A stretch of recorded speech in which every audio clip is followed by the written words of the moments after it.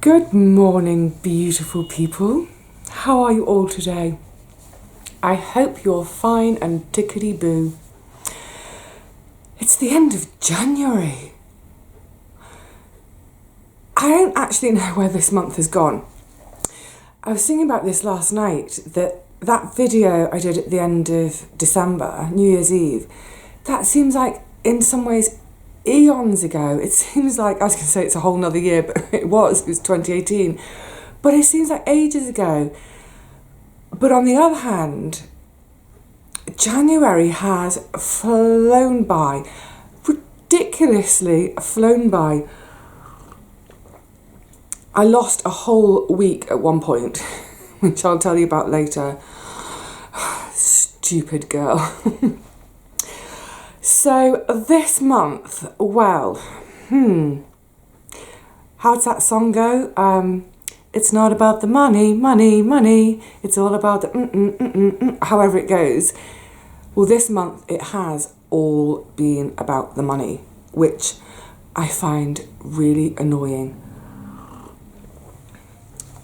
I can't stand money, but we need it, don't we? We all need a bit of money. And I think maybe it's a particularly British thing that we don't discuss money. We don't do politics, religion or money. Well, do you know what? I will talk politics sometimes. You know how I feel about all sorts of things. I will talk about money. Religion, I leave alone. So, yes, I don't want my life to be dictated by money. And for the vast majority of the time, it isn't. And what's weird is that in stopping working and going wage free, my life now is far less about money than it ever was. I'm managing on so little. I'm going to talk to you properly in a second about exactly how I manage that, because I think it'll be useful for some other people too. But the reason this month's gone a bit skewy is because I've had a couple of quite big expenses that weren't expected, somewhat out of my control, and yeah, just things I've had to deal with that have cost money because it's not something I can do. So I've just had to kind of, suck it up and cough up. Now, I have been expecting some backdated pay from a long time ago. So I was thinking, well, okay, I've delved this month into my savings. So it's the first time I've properly had to go into my savings it's 2 years basically. So I've had to use some savings, and I thought, well, that's okay because I can replenish that with this backdated pay that I'm expecting.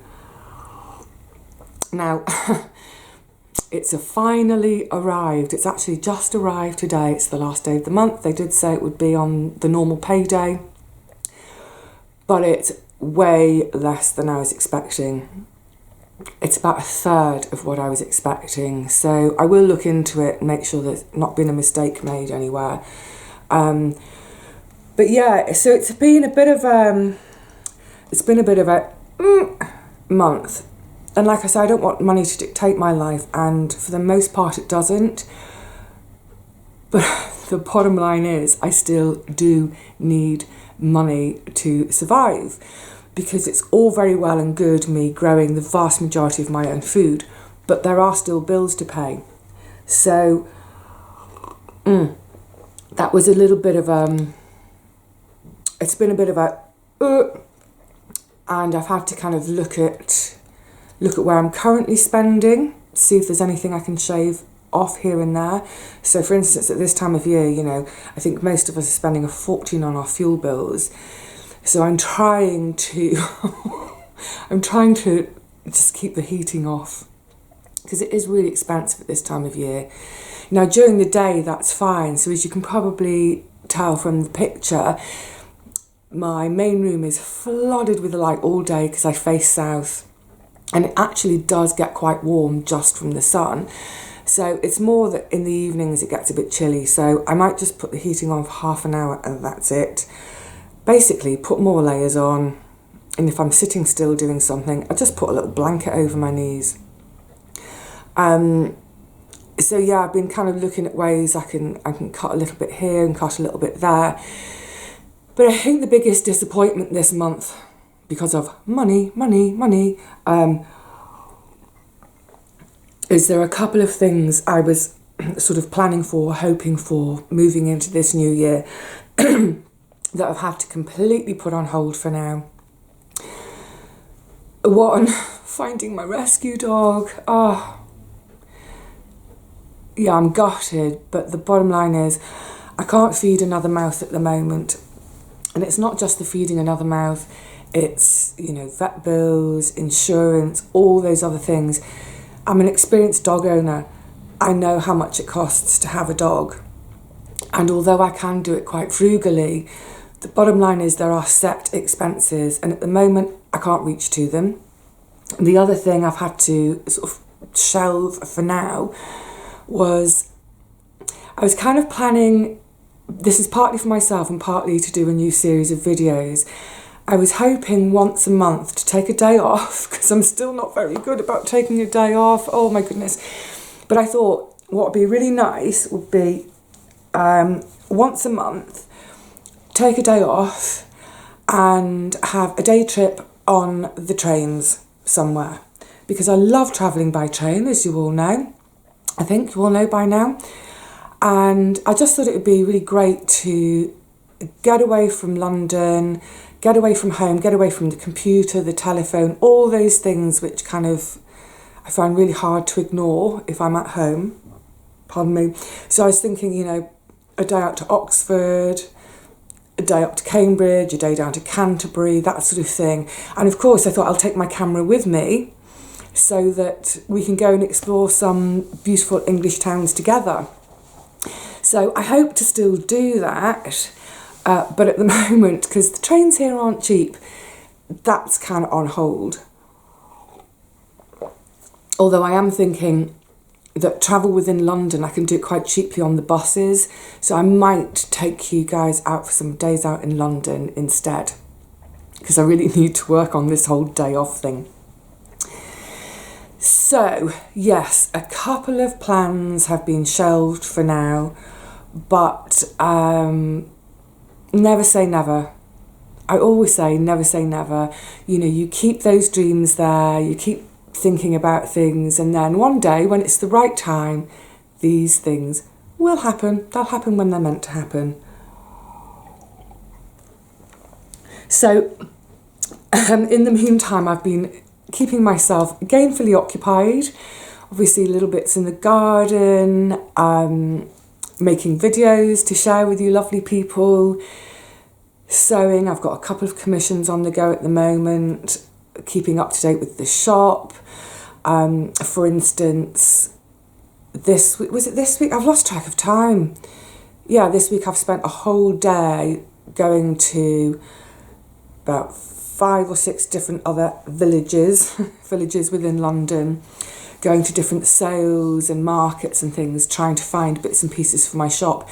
So I can literally spend a whole day out doing that, and then I'll spend a whole day cleaning things, repairing, whatever it is, making everything absolutely gorgeous before I put it into the shop. Then time to photograph everything, weigh, measure, catalogue it all before I can upload it and put it on sale. So I'm really busy. That's great.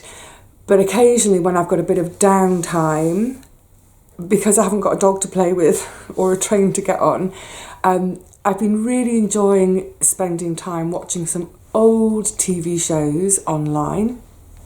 I've said often that I don't get not enough time to watch other YouTubers, and I still really don't. Because I tend, if I do have a bit of time, rather than watch someone else in their garden, I like to watch the things which really, really, really engage and inspire me. And some of my favourite things to watch, I love watching stuff about sort of cabin building, barn building, that sort of thing, off-grid living, wilderness living. Absolutely love it. But you know what strikes me with a lot of these sort of programs I watch about people living off-grid is that they are still making an income of some sort. So a lot of folk I've seen are sort of they're artists or craftspeople. They're doing something to generate an income still. So I think anyone who thinks that, how to put it, there's a difference between living debt-free and living without money at all. And I think what a lot of the attraction for folk who go and live off-grid or wilderness living is it's that idea of living without the debt, essentially, of the mortgage, without all those trappings that go with, say, having a job, so you're, you know, having a car, paying to commute, all those things. And that's what I've achieved for myself too. So it may not look it from the outside because I live in a city,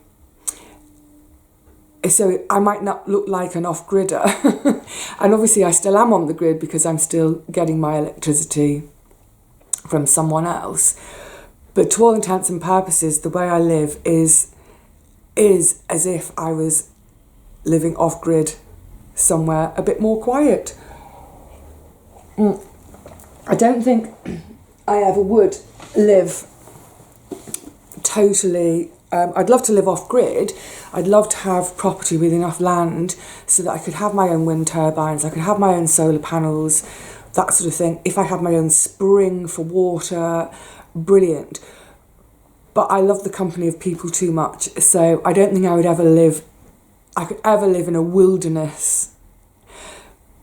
But I would certainly love it if I could just pick up my little flat and plonk it down on the outskirts of a lovely village somewhere. Oh, that would be great. So that's the sort of thing I entertain myself with and keep inspiring myself with and keep dreaming about. And of course, not just the programmes, but you guys know I love my books, so I tuck into books. And there's one I wanted to show you today, which is a real old favourite. And I've had this book for, I don't know, 20 years or more.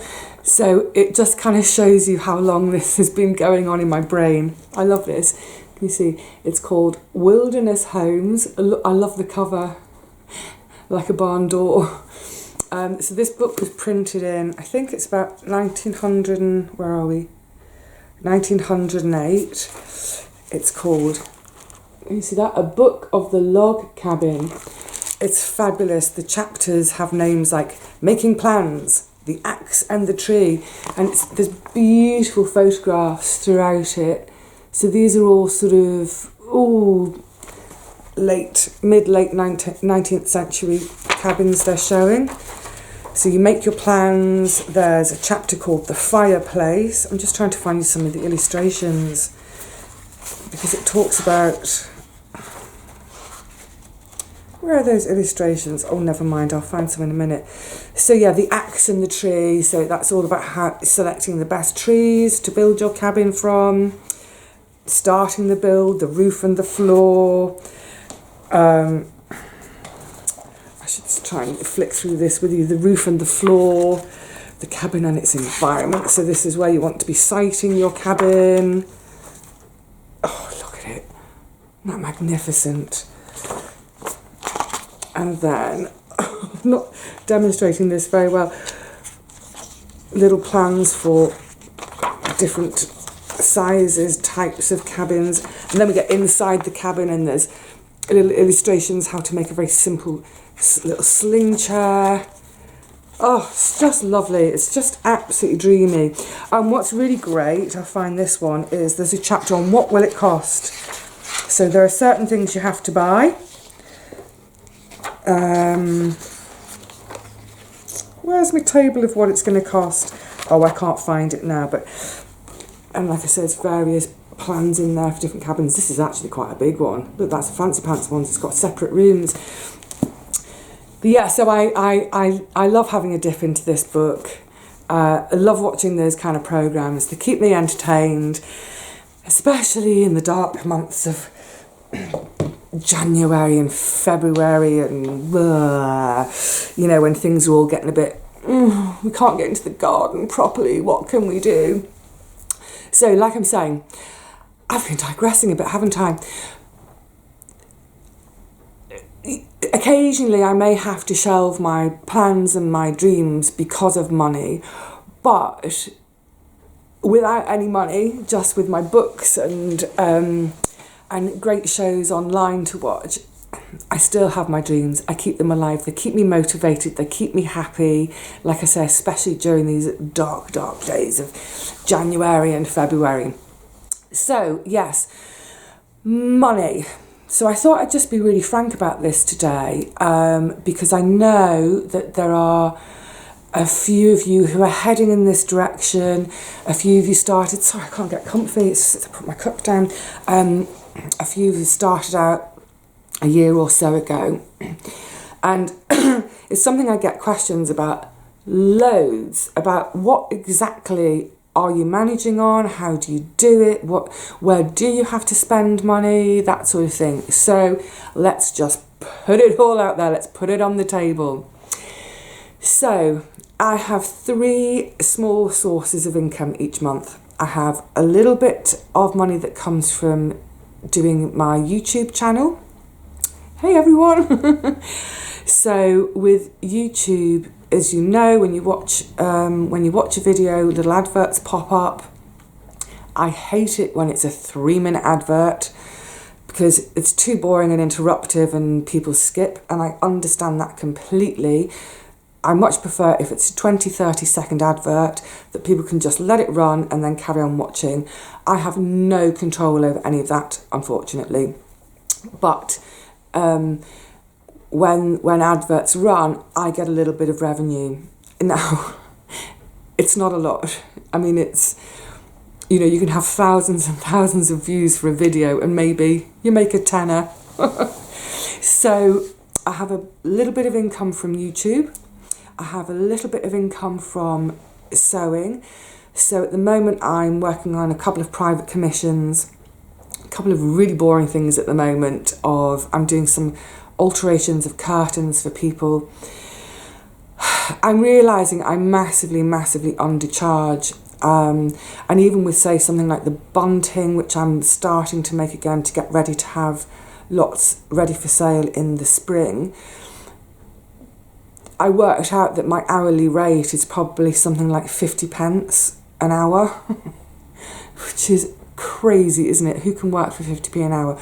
But I'm not complaining. Actually, I should say with all of this, I'm not complaining because I love my life, and hopefully by now it's obvious to anyone who's been following for a while that I love my life. So yeah, a bit of income from YouTube, a bit of income from sewing, and a little bit of income from the shop. But again, it's one of those things with the shop. I'm trying to keep the prices really as reasonable as I can, but there's a lot of time goes into every single item. I have to find the items, get them cleaned, whether it's washed and pressed, whatever it is, weighed, measured, catalogued, uploaded. Making up parcels takes time. So by the end of each month, I reckon most months probably I have coming in between about £400 and £500. That sounds like a nice chunk of money, doesn't it? If you think, whoa, you've got no mortgage, you've got no commute, what have you. Every month, the first 350 quid goes straight out into standing orders. So that's gas, electricity, water, buildings insurance, contents insurance, ground rent, because I live in a flat and it's how it works in most cities. I don't know if the rest of the world it's common practice, but although I own my flat, I don't own the land that it stands on. I rent the land that my flat stands on, but I own the bricks and mortar, as it were. So I have to pay for the rental of the land my flat sits on. I also pay into a monthly fund for the maintenance of the building. That's nothing to do with inside my flat, but that's for things like our drains, our roof, all the brickwork outside. So if we need pointing work done, all of that sort of thing. So all the people who live in, the three of us who live in these flats, we all pay into that maintenance fund every month. What else? I pay my council tax. So even though I'm on a minuscule living, I still pay my council tax. What else is there? There are so many things. I have to pay for my shop website. I have to pay for my PO box. So all these things, they all add up. Now, again, if I was living in the wilderness, I wouldn't have my ground rent to pay. I probably wouldn't be paying into a buildings fund, although it is really sensible to do that. One of the things I've always done is I've always put money into a contingency fund. So for instance, the other day when I was talking about doing a garden more cheaply, so there's another tenner every month I find that goes into my garden fund. So yeah, I'm really careful about that and planning for the future. And then whatever's left at the end of the month, there's always little things like there's top-ups with food, so things like rice, oats, lentils, oil, those things that I can't grow. I don't have space to do everything. They get bought. And then there's always something comes along. Anyway, the long and the short is, I think, having had that experience this month where I had a couple of quite big expenses, I think I need to up the amount that I set aside, because where I've gone into those savings, I want to build that back up, because I just like having that safety net.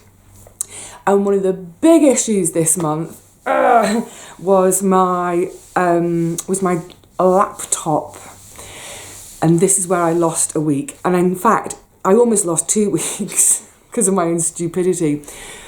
Basically, the laptop, I thought it had died a death. It hadn't. It was resurrected, but I didn't have it for 5.5 days. So during that time, I couldn't do videos. So that's a source of income gone. I couldn't do my shop. That's a source of income gone. I was trying in the meantime to make the most of that time. So I was doing more sewing and getting more things ready. But it did give me a bit of a fright, because I thought, wow, without the computer, suddenly I can't generate an income, and that's a bit too harum-scarum. That's a bit too living on the edge. So I think I need to start saving up for a new computer, because I think this one really is on its last legs. It's so slow. I'm so happy and grateful to have it back. And the guy who fixed it, oh, what a gent. He talked me through it all. He was brilliant. But it was a bit of made me feel vulnerable. I think that's the best way to put it. I had a vulnerable moment thinking, you've kind of shot yourself in the foot because you've got all your eggs in this one basket called a computer. It's just something for me to think about and to start trying to squirrel some money away. Now, the other thing was, when I got it back, because it had sent that whole week really skewy, so at my desk, I've got a pin board sitting behind my computer, and on it I've got all my notes because I've always got so many little bits and bobs going on. I have appointments to remember. I've got my visits with my great aunt to do, and even when I'm not visiting with her, I have certain things I do for her from London which I need to remember to do. So I have on my pin board a sort of 2 weeks at a glance, my daily what needs doing.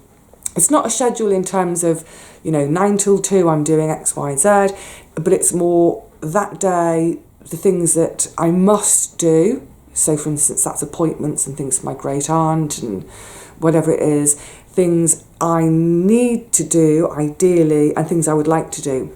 So when this blasted computer came back, because so much of the previous week had been lost and missed because I couldn't do it, I thought, well, I'm going to redo the schedule and put them all back in, all those things I didn't do last week because I didn't have the computer. I'll do this week. So when I'd written it out and put it up on the board, I'd done it all with the previous week's dates. So I got to the Thursday, so this was done on the Monday, I got to the Thursday and I was thinking, I'm 8-9 days off the big garden bird watch. Oh great, what can I fit in the meantime? What can I do in the garden? This, that and the other. I honestly thought I had another 9 days ahead. And then I think it might have been Richard and Paul had done a video about preparing for the garden bird watch. And I thought, oh, they're good boys, they're preparing well in advance. And then I suddenly saw the date. I was just, what a horrible realisation. I was looking at my schedule and I realised that where I thought I had another 9 days to fit in all sorts of work and then do the bird watch, I realised I only had 2 days.